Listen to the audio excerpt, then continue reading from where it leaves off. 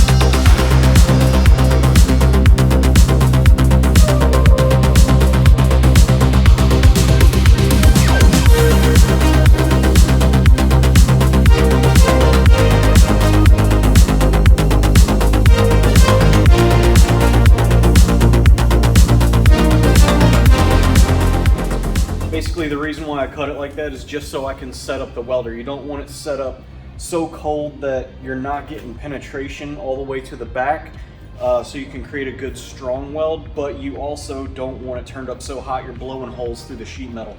So I don't remember what my settings were last time, but every instance is a little bit different, I guess, but basically we're gonna go ahead and set that up and make some test welds with this.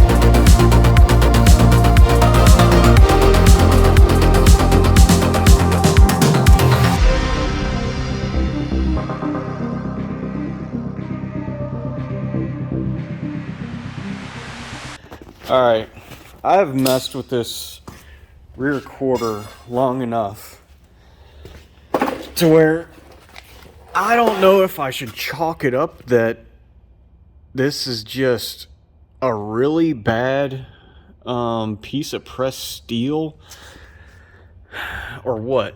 Something about the forming seems off. I'm trying to figure it out. If you guys got any ideas, let me know. But check this out. So this body line matches up, right? So then it carries around to the corner. This matches up. Then this matches up right here, right? So theoretically, the bottom should match up. But it doesn't. It's way off. And if you try to push it where it should go and then tack it in, right? But look at this. Look at this. This is the factory taillight lens. I gutted it so I could fit it in here. It was already broken and stuff, so I just gutted it. But look at this. So here we have that line right there, but look at this. It doesn't, like, see how much wider that gap is down there than it is up here? And yet the lines match up. This doesn't match up. I could force it, but then you're putting it under strain, and then the piece doesn't fit anymore. But then you come down here and look down the body line. Oh, you guys can't really see it. Let's see here. The body line isn't perfect down there. Just trust me. It's not. It might not show up on camera. So either I got a bunch of reworking to do on this, or I need to go buy like a different rear quarter for this thing. It's so annoying, but this is what I'm fighting with right now. It's frustrating. Okay, after further review, here's what I'm going to do. I'm just going to hang tight on that. I'm going to order, I found a dirt cheap taillight on Amazon. So this is actually two pieces. They have, where's it at? Here it is, this thing right here. So yeah, it's a little cracked and whatnot, but here's how these go in here. You screw, you see these screws right here? You screw that in. See, there's a top and bottom screw, and there's supposed to be two on this side, but yeah, I had to cut that out. But so what we're gonna do is we're gonna mount that in there, and then the lens screws to that. So what I did was I just ordered a new lens, and we're going to see if that changes my mind about any of this. Unfortunately, that's how we got to do it. And then what I'll do is once this is home, I'll use that, because I was wondering, here's the thing. Let me just zoom out here. I was wondering if me cutting the guts out of here maybe widen this out or something like that, because that's also another issue. Is you see this is in here, but that's not, it doesn't, like if I push in on it, then it holds the bend, and I'm like, well, did I screw up some of the structure and make it flatten out a little bit by cutting that structure out of there? Now on the driver's side's not much better. I've never seen any of these fitting correctly. I guess because they've always been screwed up. But anyways, okay. So that's what I'm going to do. I'm just going to wait for a new lens, and I'm going to use that as my home finder. And then we're going to come back to this. So right now, I'm going to move on to other stuff on the truck. So like I said, we're going to go ahead and move on. So I went ahead and installed these lights in the back of the Blazer, because there's no light. This place only has one light in the middle of the ceiling. There are literally no other lights at all. So I gotta do what I can with what I got. So there we go. Now we got some material. Oh geez, We got some interior lighting. I'm going to use this here soft box as well.